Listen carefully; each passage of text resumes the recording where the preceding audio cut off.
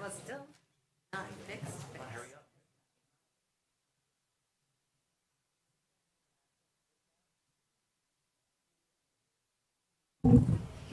We're going to get going in just 2 minutes.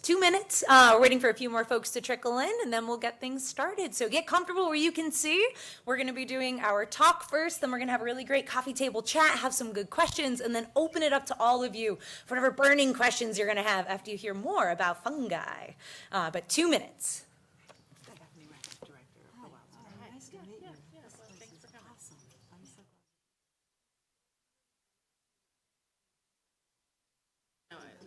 I thought it was like, oh, that looks just like, No, okay. no, but You this had a is, different side to you or something, yeah.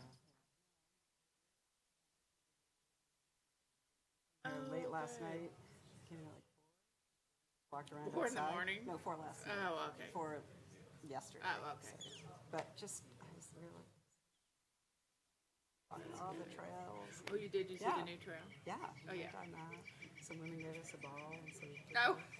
Yeah, no, this is in the, yeah. Good. So I'm so glad that we got a chance to come here. Oh, nice, good. Know I'm about glad you it. had a good time. Good. Well, Thank you I'm for- looking forward to it.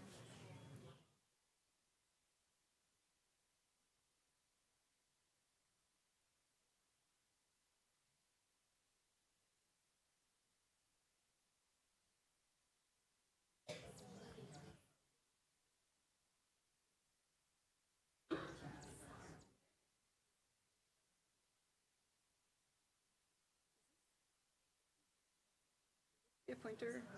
Oh, maybe just it now. There we go. Yep. Backward arrow. Oh, can I? And then that one's the Oh, pointer. yeah, I got it. Great, thank you. Perfect. Not that I need to do too much. Come on in, grab a seat. Well, welcome to the Wild Center, everyone. We are so grateful that you are here today on this gorgeous summer afternoon. And today we're going to be digging a little bit deeper with one of our Science Speaker Series participants, Emily Monosson, into fungi. What are they? What is this entire kingdom of life? And what do a certain type of fungi mean for bats, mean for birds, mean for our crops, the International Space Station, and even us as humans?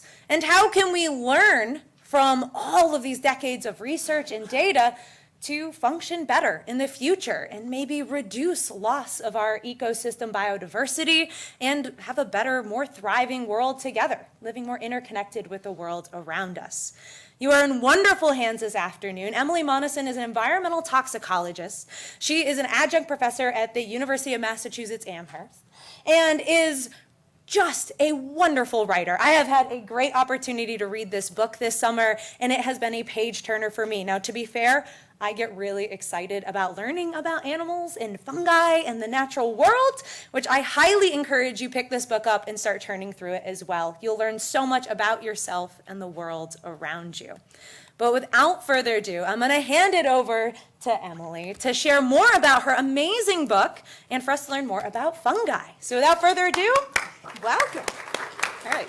Well, first I want to thank Leanne and Josh for asking me to come here. This place is awesome, so I'm really glad that we've had the opportunity to come out here. So yes, I wrote this book called Blight, Fungi in the Coming Pandemic. And I am actually a toxicologist by training. So fungus is not something that I really ever thought about. And I had been starting to write books about our impact on the natural world and the chemicals we use and that sort of thing. And I did that for a couple of years. And then one summer, I think it was like back in 2009 or something like that, if any of you grow tomatoes, does this look familiar to any of you? Anybody want to guess what that's a picture of? What do you think it is? Anybody? Late blight. Did you say? Tomato blight, yes. So it's late blight. And so this is around 2009 or so. We didn't really have late blight until then. And what happened that summer was that this organism came up the East Coast, and if you don't have it and don't know, you would have these gorgeous looking green plants with tomatoes about to, ripen up.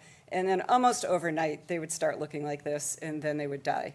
And so I was kind of curious about that. And so I was starting to write things at the time. And writing is a really great way to do sort of self-indulgent research. When you want to find out something, you write and you call people up and ask them. And so what I had learned was that this was a fungus-like organism. So late blight isn't exactly a fungus, but it's always often treated as a fungus. And it's called an oomycete. It's a water mold, but it behaves just like fungus. And what had happened that summer was, after speaking to scientists at Cornell who had been trying to understand how all of a sudden this disease came up the East Coast, was that it probably began in a big box distributor down in Florida, possibly, that was growing starts for the whole industry up the East Coast, sent those starts that were contaminated, that had some spores from this late blight organism, and we've had late blight with us ever since.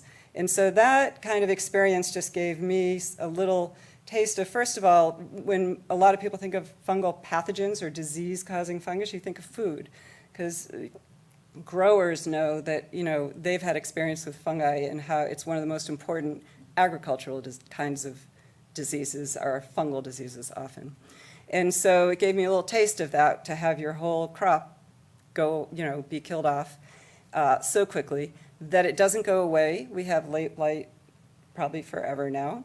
And so it was just, kind of eye-opening to me. And what happened just after that, I was trying to think about another book to write, and I had written about the late blight, and then this paper came out, which is a little bit unusual. And what I wanted to point out with this paper was that it was, there was a group of scientists from all different disciplines, okay? So usually scientists working with animals or humans or plants don't always communicate with each other. We're pretty much in our little silos, and we tend to do what we do.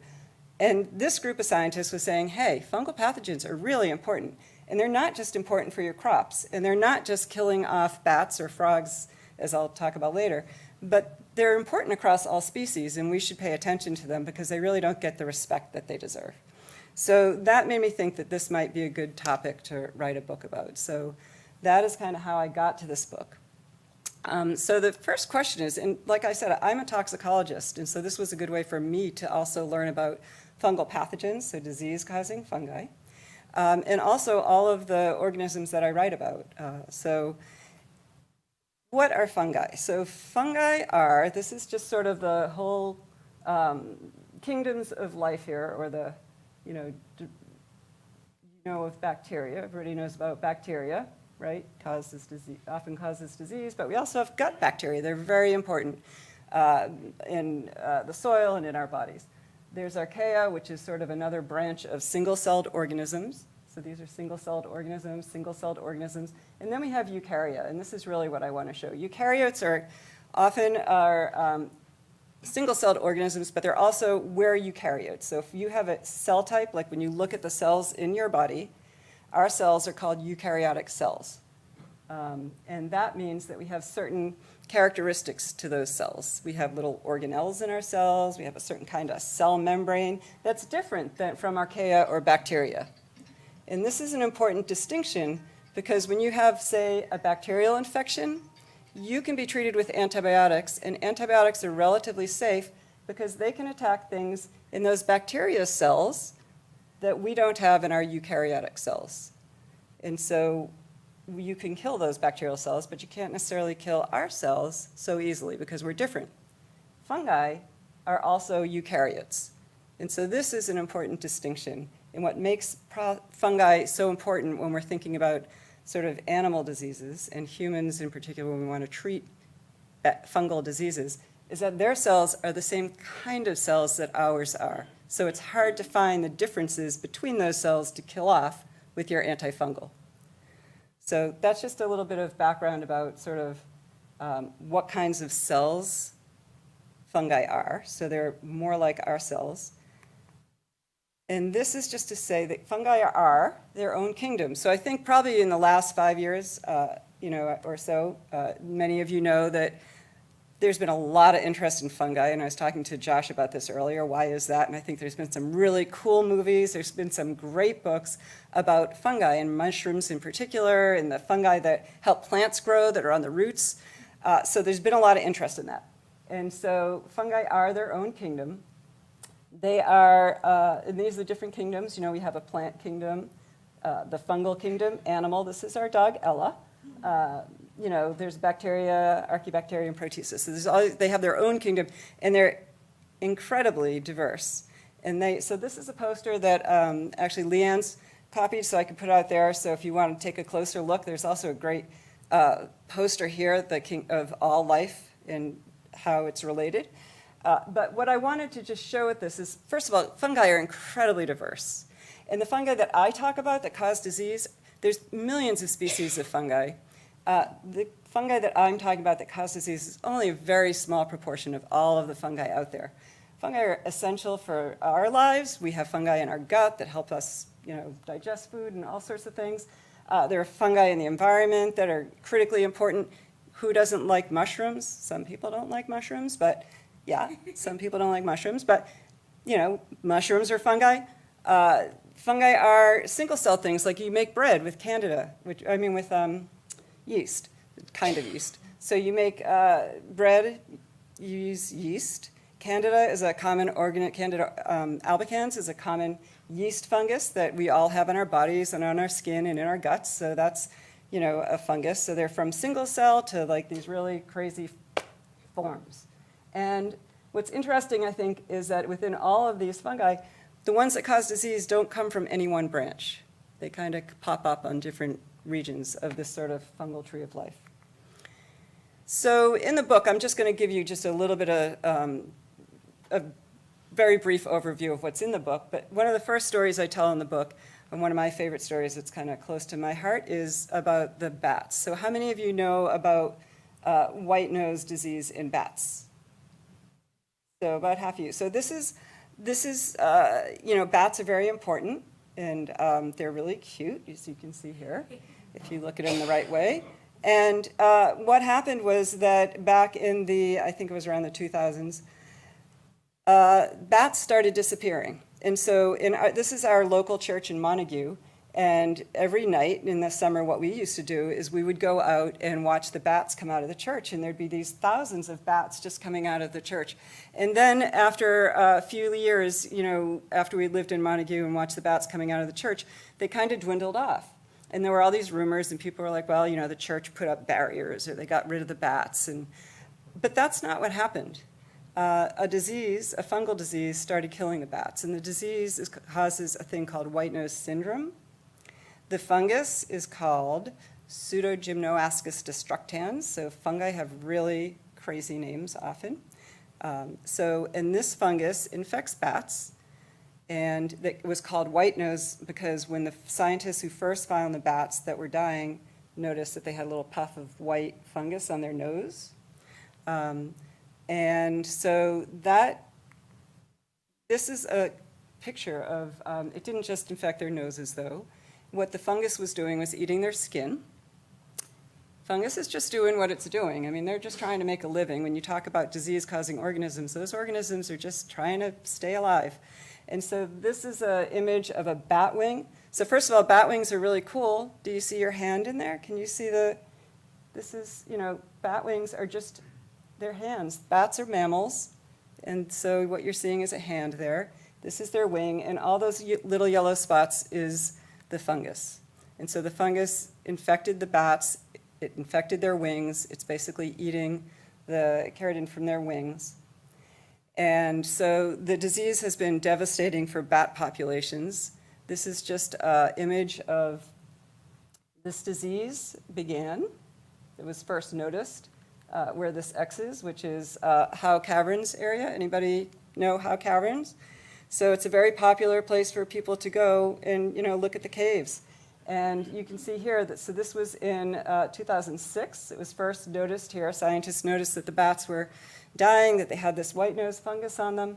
And these red ones are from 2022. So you can see how this disease has spread throughout the country. And mostly what it affects are hibernating bats. And so the difference is what happens is that this fungus likes the cold. So one of the things that I didn't mention, we can talk about later if you want, is that humans don't have a lot of fungal infections, right? We are mostly thinking about bacterial and viral infections, and we don't get infected by fungi very often. And when we do, it's very bad. One, because our cells are the same kind of cell type, and two, there aren't a lot of antifungal medications. And three, fungi can grow really well in our bodies if they can tolerate our warm temperatures, and usually they can't. So one thing that keeps mammals safe from fungal infections is that their bodies are warm, and fungi don't like warm bodies in general. They like cooler temperatures. So why can bats, whose bodies can get hotter than ours, succumb to fungus, is because when these are hibernating bats, and so when bats hibernate and they go into their caves for the winter, their body temperatures will match the temperatures in the cave. And so they can come down to almost, several degrees above freezing. And this is a fungus that likes those temperatures. And so it gets onto those bats and starts consuming and reproducing and making their spores. And then the bats leave the cave, those that have survived the winter. And what scientists find is that when the bats do survive, those that leave the cave, once their bodies warm up, they can't find the fungus on them because their immune responses kick back into gear and they can fend off the fungus. So this has become a disease of hibernating bats. Bats that are migratory don't seem to get this disease. They have other problems like windmills, but they don't have a problem with this fungus. But it does impact just about any of the hibernating bats that we have around. So the ones near us are called little brown bats, which we're probably all most familiar with, little browns and big browns. So I talk about that story in the book in more detail. And there is some hope here. So what recently scientists have been finding is that there are bats that seem to survive in increasing numbers. So there were caves where the bats seemed pretty wiped out. And now as they monitor them over the years, they're finding that the populations seem to be coming back. Not at really large levels, but they're coming back. And what they're finding is that possibly it's those bats that have been able to put on more weight, that they might help them survive through the winter. One of the things the fungus does when it infects them when they're hibernating is that the bats wake up, they come out of torpor more often, and they're burning their fuel that they've put aside for the winter. And so if they do that, they come out in the spring and they don't have enough energy to make it. So bats that put on more weight seem to be surviving. So this is a positive thing that scientists are trying to understand now. So, okay. So now I'm switching to another story that's in the book that is also one that I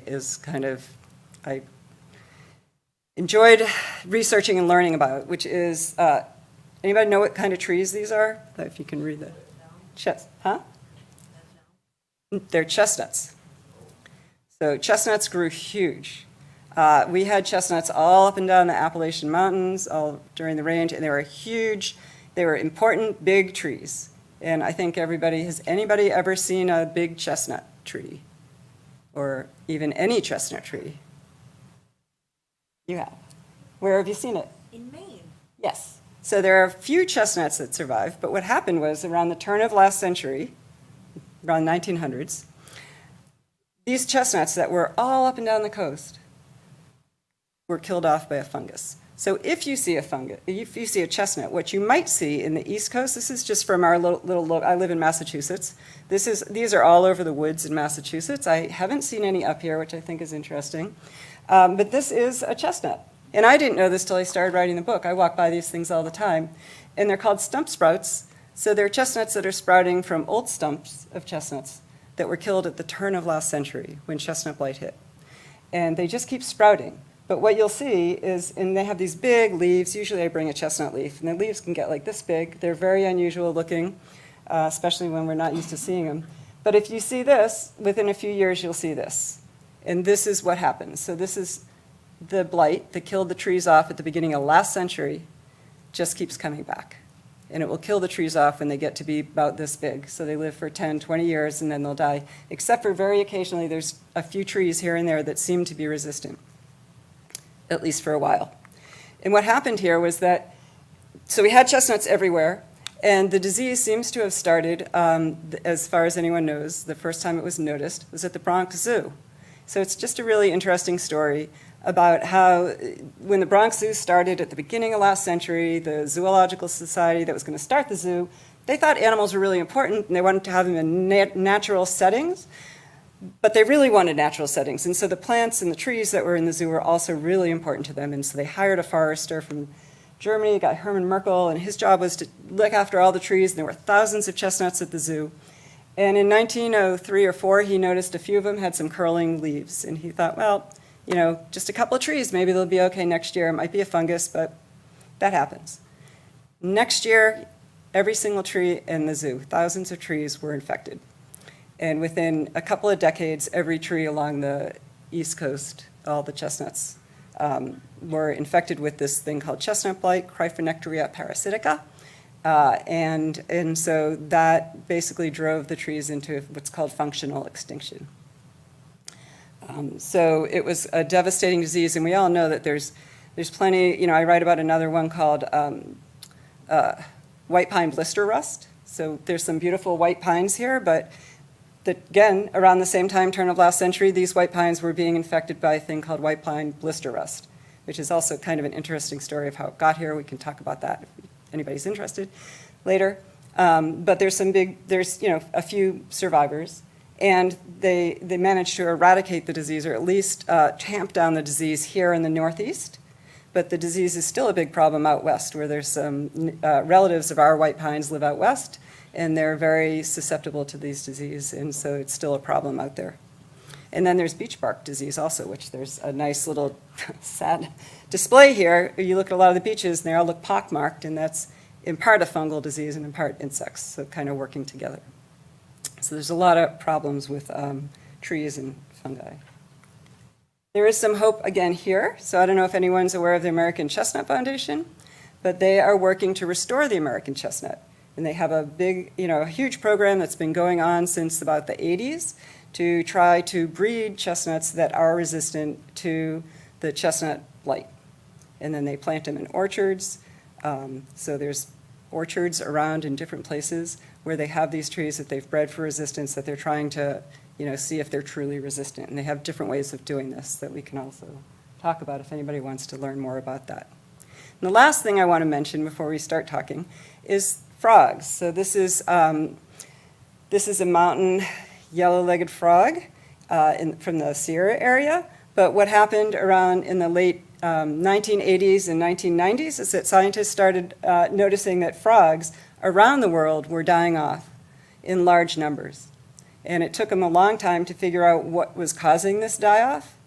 You know, was it a virus? Was it pollution? What was it? And one large factor in this was a fungus. And it's called, I'm going to try to say this, Batrachochytrium dendrotibatus. I think that's right, but I'm not sure. A chytrid fungus. So this is a little fungus. It's an ancient fungus that has like a little tail. They're mobile, and they're aquatic, so they can live in the water, and they've been infecting frogs. And so frogs around the world, this fungus has caused dozens of species to become extinct. So this is a really important fungus. Sometimes I've been asked about the word pandemic in the book, the title. And, you know, first of all, I started this before the COVID pandemic.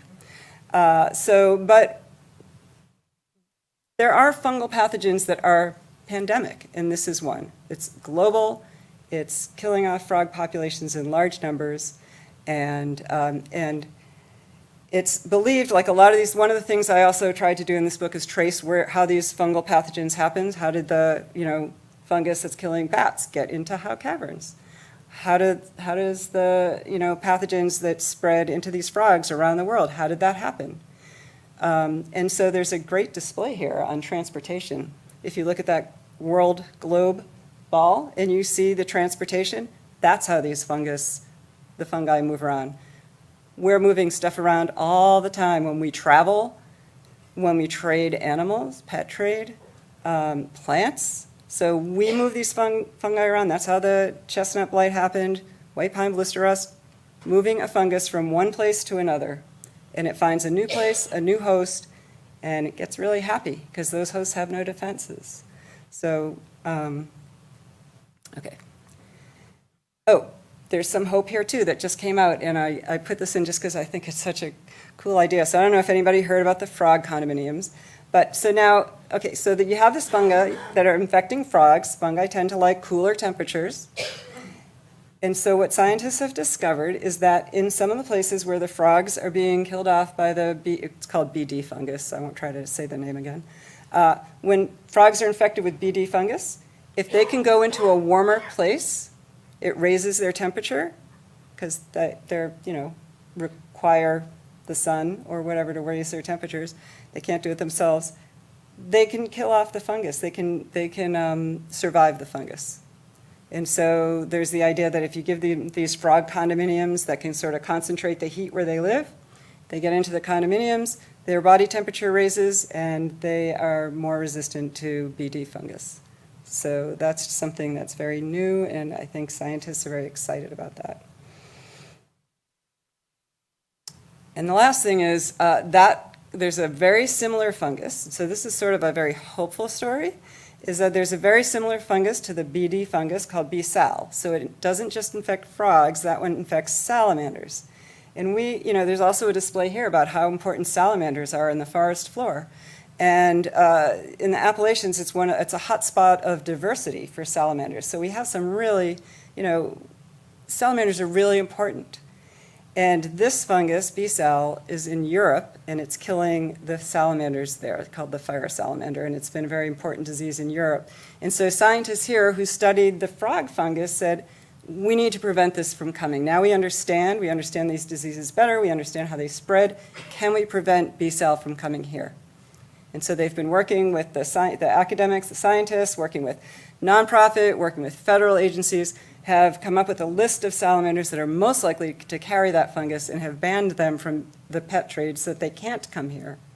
So it's not exactly what those scientists wanted, but it's a big step forward. And so far, it's been several years and we don't have any B. sal here. So there's some hope here when we think about and understand, how these things happen. Can we prevent them? And possibly we can.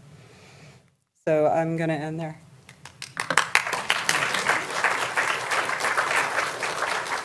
Thank you. And we're going to turn it over now. We're going to jump into our Q&A portion of this. So start thinking about what questions we have. I have a couple because I have a few I want to ask. And then we're going to turn it over to all of you to continue to ask more questions. And let me just get us started here. Come with me. Let's go up here.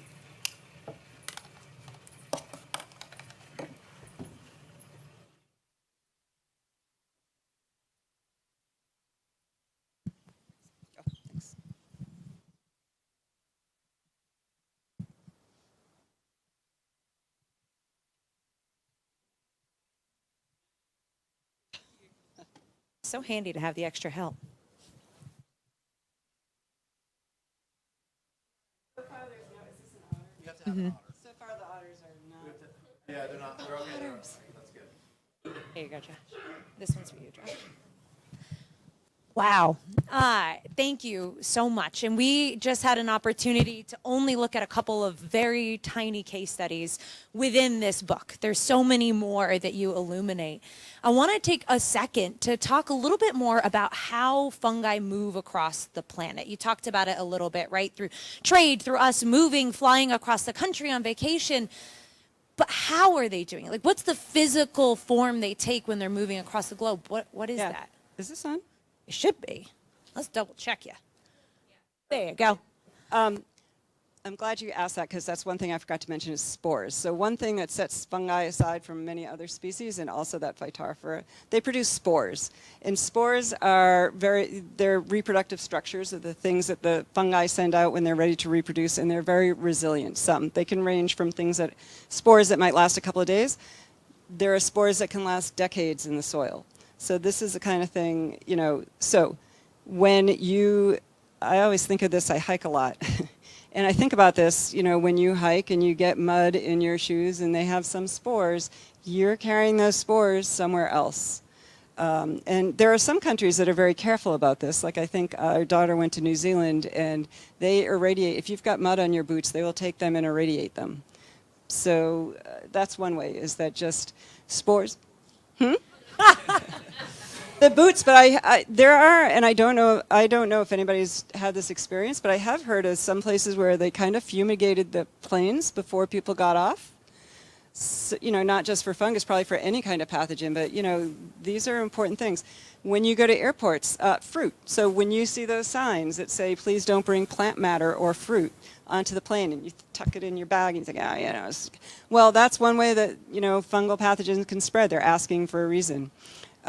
Pets. I had a story which I didn't put in here about Johnny Depp's dogs. There's a reason that they quarantine animals when you bring animals from one place to another. It's not just fungus, but all pathogens, is because they can carry diseases. But spores are really how the fungi are moving around. And they can spores can travel across the ocean. They can get there in the atmosphere. There are millions, billions of spores in the atmosphere. We're breathing spores right now. Most of them aren't going to bother any one of us. Some of us might. If you have immune deficiencies, you can be. But there are spores, and so that's how fungi usually are moving around. Yeah. It reminds me every spring, speaking of white pine earlier, if you've lived up here or traveled here in the spring and you've noticed that yellow dust that's literally everywhere, pollen from the trees, it's kind of similar to spores in some sense. It's really tiny, it's microscopic, and it clings to everything, especially our cars. Yeah. And there's some stories about people just starting off a pandemic, they've traced it to thinking maybe it was someone with spores in their sweater, brought it, one disease from one place to another. So that's how they think the disease in the bats, the white nose, probably came from somebody cave. So they trace that back to Europe, Eastern Europe. In those caves, they find that there are bats that have that infection, but they're not dying from it. They've co-evolved to live with the disease. And so someone probably visiting those caves, probably was introduced several times, but they came from there to here, and at some point it was just able to take off. So once they get there, so these spores traveling on people, in the air, on animals, plant matter, however they're moving, getting from one place to the other. When they get there, they have to find the right host. And the other thing that I found really fascinating reading the book, it's not even just the right host species, but the right vulnerability within that host. You talked a lot about it with people being immunocompromised or being already exposed to other diseases or illnesses that make you vulnerable to the fungal. And some of that came down to that temperature tolerance, that temperature threshold. Can you dig into that temperature kind of filter a little bit more and what that has meant for mammals kind of throughout history, how mammals came to be here? Yeah, so there's a hypothesis by a scientist called Arturo Casadevall, who just published a book about what if fungi win. So if you're really into fungal pathogens, look for his book. But he's been thinking about this for a long time. And so he has this, so physicians in particular know that, we're pretty resistant to fungus unless we have immune deficiency. So if our immune response is competent, we're pretty good at beating off fungi. We don't have a lot of fungal infections because our bodies are warm and fungi just don't like our warm bodies. And so Casadevall's hypothesis is that one of the reasons during the age of sort of the end of dinosaurs, like when the dinosaurs died off, why did it become the age of mammals and why not the age of amphibians and reptiles? And his thought is that mammals had warmer body temperatures. And after that asteroid hit or whatever, killed off all those dinosaurs and plants, there was a lot of fungi and spores. And they have that in they can see that in the paleontology, whatever you call it, the record. Yeah, the fossil record. The fossil record. So they see that there's a lot of fungus around, and what his hypothesis is that the mammals didn't get as infected as the amphibians and reptiles, and so we didn't have all these fungal infections, and we were able to sort of flourish more so. So the flip side of that is, as Leanne mentioned, there are human diseases, fungal diseases, and one of the things that actually piqued my interest before, when I thought it was time to write this book, was that there was a new human fungal infection that emerged just fairly recently before the pandemic. I think it was about a decade ago, called Candida auris. So it's a yeast fungus, and it's potentially fatal. And it's a fungus that just kind of emerged around the world, kind of at the same time, which is very odd.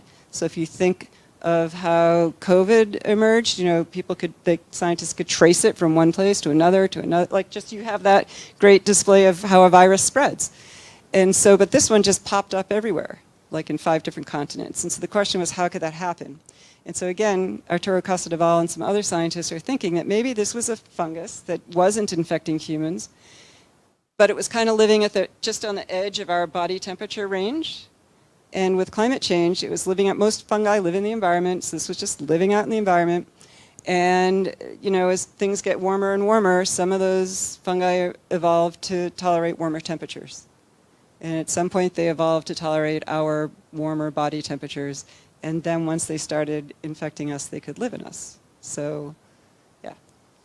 I'm so glad you mentioned climate change is thinking about this, right? Because climate change means vulnerability for our ecosystems. It means it for all of us as humanity, right? On this one little ship of the imagination called Earth, right? And when we have variable temperatures, when we have periods of long drought and then periods of heavy rainfall, you make not only one individual vulnerable, but you make whole species, whole entire ecosystems vulnerable. And what might that mean as fungi become more tolerant and adapt maybe faster than other organisms do? I don't know if we have the answers, right? But it is something that we're going to have to continue to look towards and think about as our ecosystems are shifting. Yeah, particularly for agriculture. There are fungi that are important in agriculture that change more wetness, dryness. These things are becoming more of a problem for fungal pathogens in crops. And so, yeah. One of the solutions reading in the book that I really appreciated was the notion of biodiversity. You mentioned that one of the best ways that we can combat future pathogenic challenges with fungi is having more biodiversity, more genetic opportunity for changes to take place to build resistance, right? So maybe one of the best things we could do is to ensure that we have biodiverse ecosystems and that we're saving everything from insects to frogs to fungus. You never know what genetic adaptation is going to take place that's going to mean resistance and the ability. Oh, yeah, that's a big thing. Biodiversity and genetic diversity within a population. So this is just when I mentioned, some of those frogs are surviving and some of those bats might be surviving. It's because, the population's large enough to sort of have the genetic diversity that some of them might be able to survive. Same thing with the, trees. It's difficult for chestnuts. So chestnuts might not have that biodiversity because almost the whole entire species was wiped out. And so there's no, with the white pine blister rust that I mentioned, out west, there is still a lot of trees, even though a lot of them are getting wiped out. And they're hoping that in some of those trees, there's natural genetic diversity so that they can find resistant trees to breed them into other trees and maintain the populations. And with foods, there's this whole, seed banking, if anyone's heard about seed banking, but that's on a very large global level. Food is food. If we don't have food, we're in trouble. And so there's this, it's called the thin green line, where it's sort of like, we need to preserve genetic diversity in our food species, because in wheat crops and, all our large crops, bananas, corn, rice, whatever, the more genetic diversity, the better chance there is of finding resistance to new pathogens. Ooh, good question. You want to expand on that? So what I didn't mention was that Phytophthora infestans that got our tomatoes is the same thing. Yeah, same fungus-like organism that created the contributed to the Great Potato Famine. It's the Irish potato famine. Those potatoes were infected by Phytophthora infestans, and yeah, it was a huge monocrop. So monocrop is one of the one of our monocropping. And there's also something out on that clothesline that mentions, diversity, plant diversity, diversity in populations, human populations, and plant populations, all important. So, yeah. We'll want to save time to make sure that we can open it up to all of your questions. So I just want to leave with one last thing. Jurassic Park. Anybody watch Jurassic Park? I'm going to blast the past. Okay, Jeff Goldblum. One of the things that this book really reminds me of the fact that life finds a way. Organisms are resilient. Us as human populations, we're resilient, and our technologies are increasing and our understanding's increasing. And we have the ability, we have the intelligence and we have the technology to make meaningful change. Just in the past few decades, how DNA sequencing, you were mentioning in the book, has helped us to uncover the truth that it is a fungus that's causing a challenge with a specific species, and the ability to then use that DNA sequencing to trace it across the globe and understand where the origins of some of these challenges are coming up. So we have a way. Life will find a way. We will find a way. And there's a lot of hope out there in everyday actions of everyday people. And so with that, I'd really love to turn it over to all of you. We have another microphone kicking around the room that we can help with. But what questions do you have? What comments? What things have you observed in your own personal life? Yeah.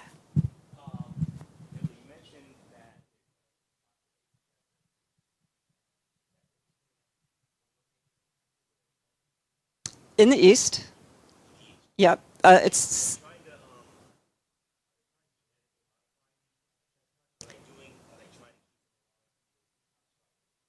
So this is a great question. Thank you, John.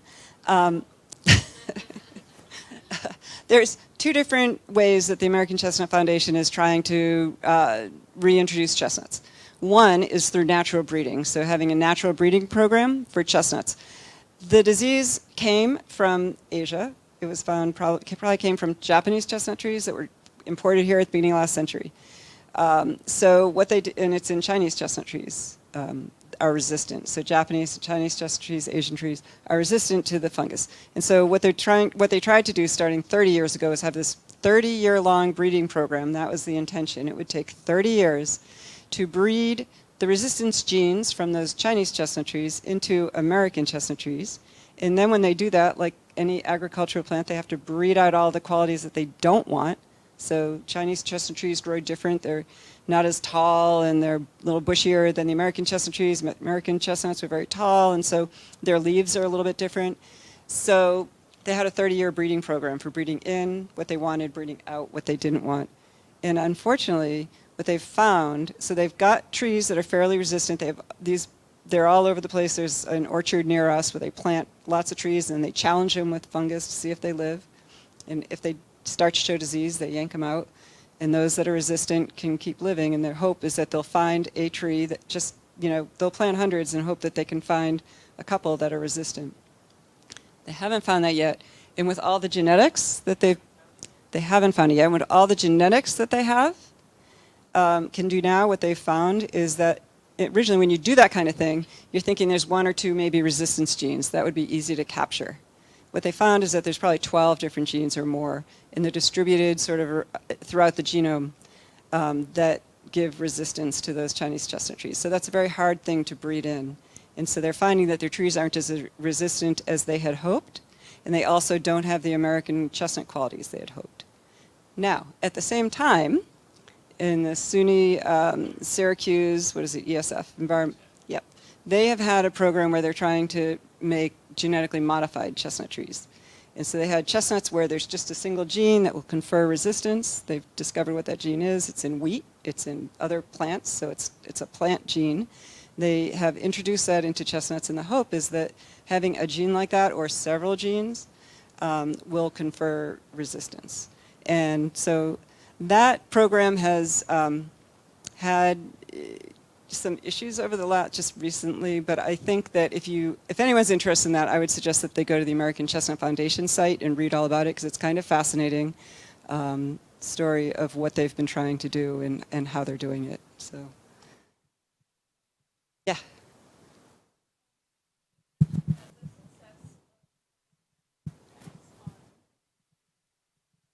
You mentioned that the success of fungal infections depends on the temperature of the host body. I was wondering how immunocompromised people tie into that. Are their body temperatures naturally lower, or is it something different? Okay, so we have a few protections. One of them is our temperature. Another one is our immune system. So when we have so the two aren't necessarily related. They are in bats. So when I mentioned that the bats that were, had the fungus on them were hibernating, when their body temperatures rise, then their immune systems become more active again. But we don't have that problem because our body temperature isn't changing. So we have our body temperature, we also have our immune response. And so if our immune system is compromised, then we just can't fight off the fungal infection because our immune system can't, not necessarily because it's a temperature thing. So it's that the fungus that infected those people and us is able to tolerate so it could infect me, but if I'm not immunocompromised, I could fend it off.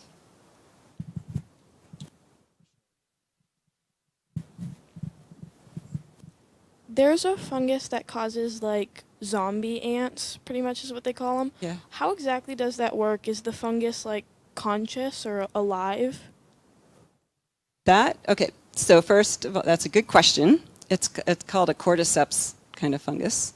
I am not a mycologist, so I can't exactly answer. But I think what it's doing is probably interfering with the brain chemistry. And it's not that the fungus is, I shouldn't speak to because some people probably give more consciousness to certain things and we don't really understand a lot of things. But I think part of it is sort of chemical, physical processes that the fungus has evolved so that it does this, and then the ant does what the fungus wants, which is to go up to a little tip of a branch, and then the fungus comes out of its head and, can reproduce. So, sorry I can't answer that any better, but it's a fascinating kind of fungus, though. And I don't know if anybody here watched Last of Us, but that's, the premise of that, but in humans.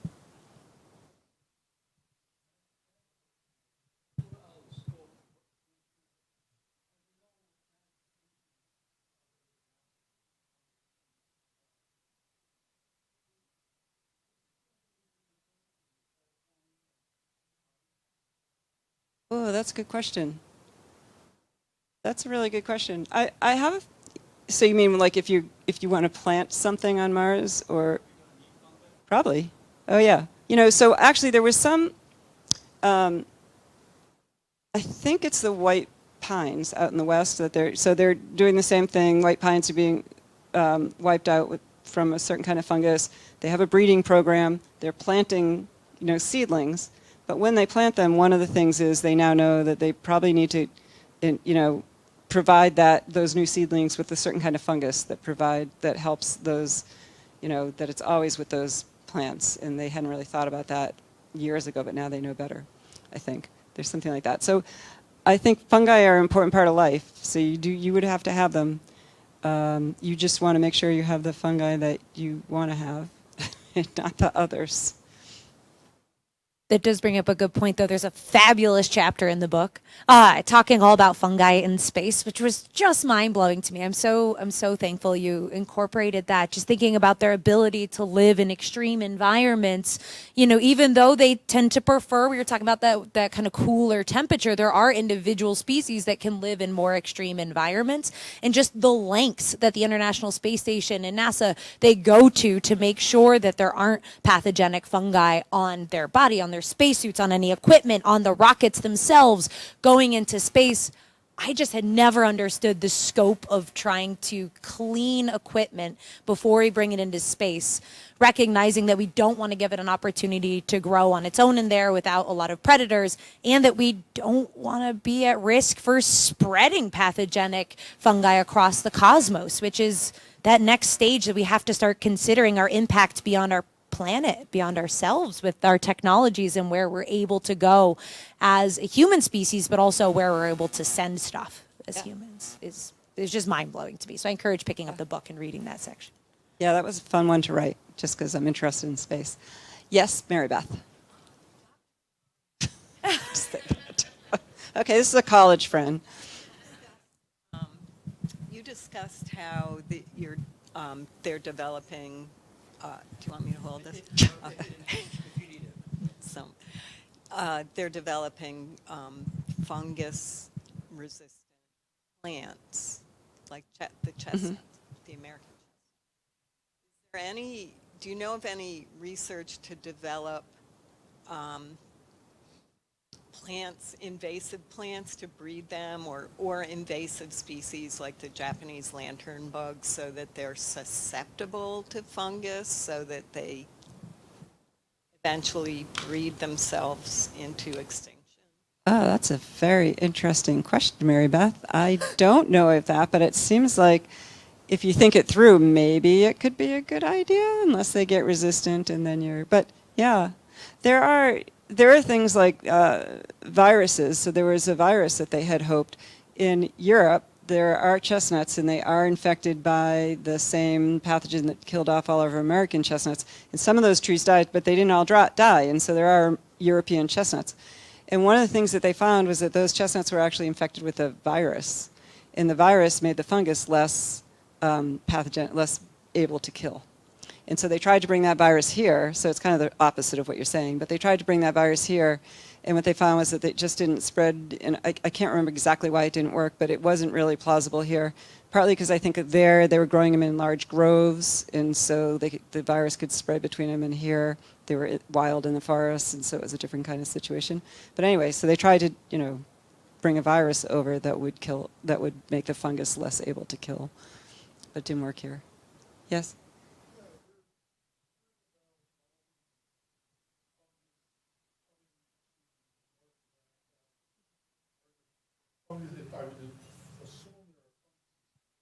Mm-hmm.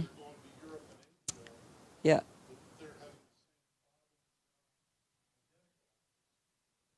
Yeah, I think we export some of our pathogens too. And that's a great question, because when I was writing this, I'm like, everything's coming here. What about us, what we send there? And I don't want to misspeak, but I think that there's actually the plane trees, which are sycamore trees in Europe. I don't know if anybody can help me out here. So I think that we, during World War II maybe, or one of the world wars, we might have brought a pathogen over that's killing they call them plane trees over there. So that's just one example, but I'm sure there are plenty. So yeah, I think there were probably, and I did just read about something. I can't remember if it was an insect or what it was, but it was from here to other countries and so we do. I didn't write about it, but I did try to look it up, and I had a harder time finding that kind of information. Yeah, exactly. I think that's partly where the research is and how you can how it's published. So that's part of doing the research for a book like this, is how you find what you find and how limited or.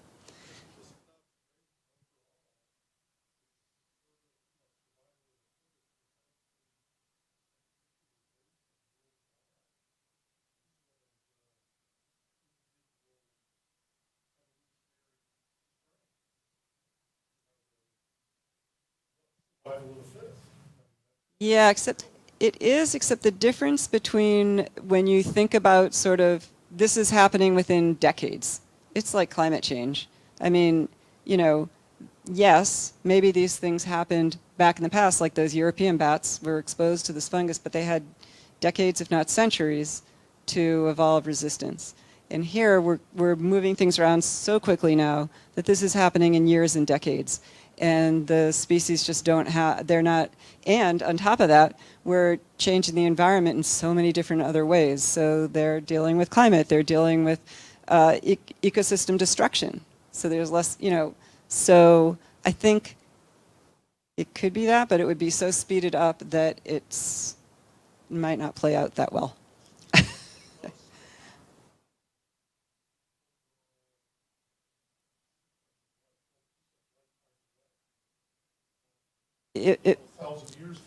Million, yes. So a lot of people like to say microbes will inherit the earth. Yeah, we might not, we might have changed the earth so much that. It's complex, honestly. And it's hard to say it, right? Because life is complex, and the more we learn about these subjects, the more we learn what we don't know. And I think that's one of the beautiful things about science. It's a body of knowledge that we can pull from, but it's also a method of inquiry, a way that we can learn about the world around us, try to remove our bias, and collect information across the globe, right? And then be able to compare and look at that data. And what's fascinating is, as humans, we're so intelligent, right? Like, it's crazy what we're capable of doing, but we're also so limited in our lens as humans and our scope and our timelines of history that we think about. 4 billion years the Earth's been around, and life has been on Earth for millions and millions of years. And our ability to think complex ideas over those time scales and to be able to fully understand how ecosystems works. I mean, we're just scratching the surface here in our understanding of the natural world and how layered all of these interconnections are between fungi and insects and trees, and how they all work in this interesting synergy, and how if we just do one thing to tip it out of balance, it can have a ripple effect over eons. And this book has really brought that back to the forefront of my mind and thinking, just how little changes can have a ripple effect over time. And I really appreciate you taking the time today to dig in more and think more about this topic. Before we wrap up, do we have any more questions or insights that we want to share while we're here? Emily will also be outside of the theater, right in Wild Supply Co., doing a book signing. So if you want to come chat one-on-one, it's a great opportunity to come and talk more. Yeah.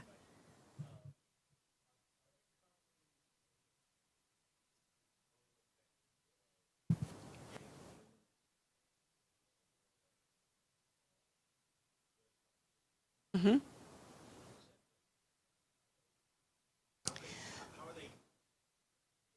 Okay.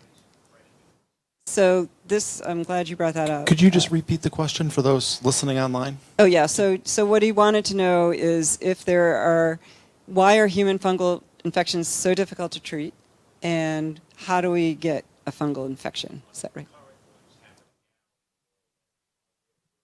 Yeah. So Candida auris that I mentioned, the one that popped up everywhere around the world right now, is something that's really worrisome. So it does tend to infect those who are immunocompromised. Most human fungal infections are more important in people who are immunocompromised. It's very hard to treat. There are some of those fungi. So when I mentioned at the very beginning that part about us being, our cell types being the same as the fungal cell types, the importance of that is that it's very hard to make an antifungal medication that isn't that toxic to us. So one of the first antifungal medications, which is called, I think, amphotericin, the doctors used to call it amphoterrible because it made people so sick. It's hard to use. And so there are something like 12 classes, or, I'm not quite sure, of antibacterials. So when we hear about antibacterial resistance, when you get an infection, you get the next antibacterial, right? You get this one, then that one, until they finally get one that works.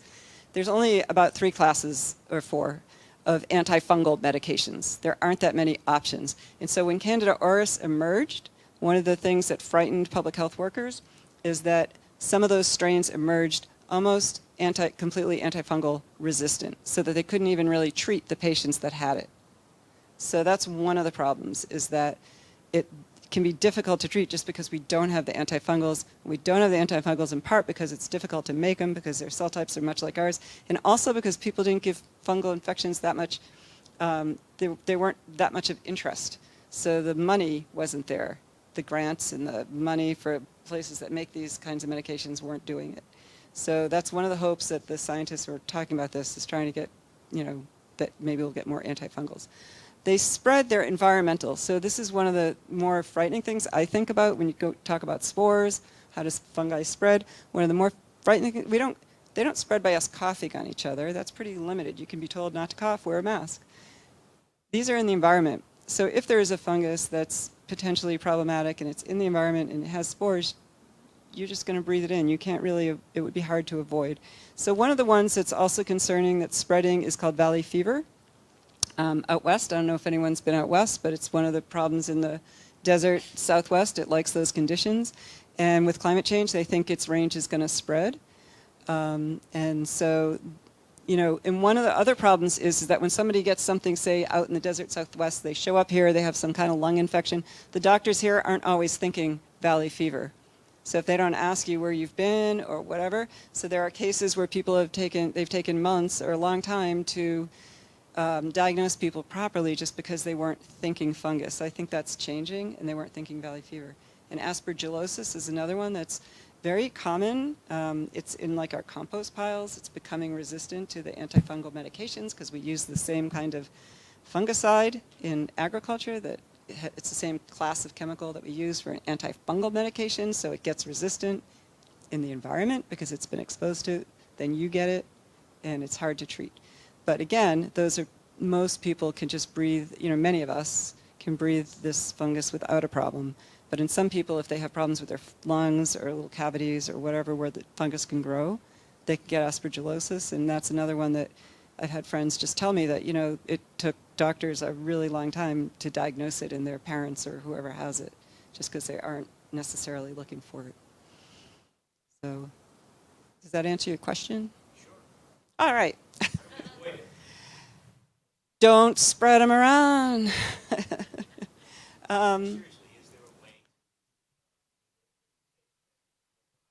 Well, so most of them aren't causing a problem, and so that's one of the things, is that most of them we don't need to, but what we want to avoid is making it more difficult to treat those things when we do get them. So thinking about the herbicides and pesticides that we use, are they going to cause resistance in the fungus that we get so that if we do get them, they can't be treated?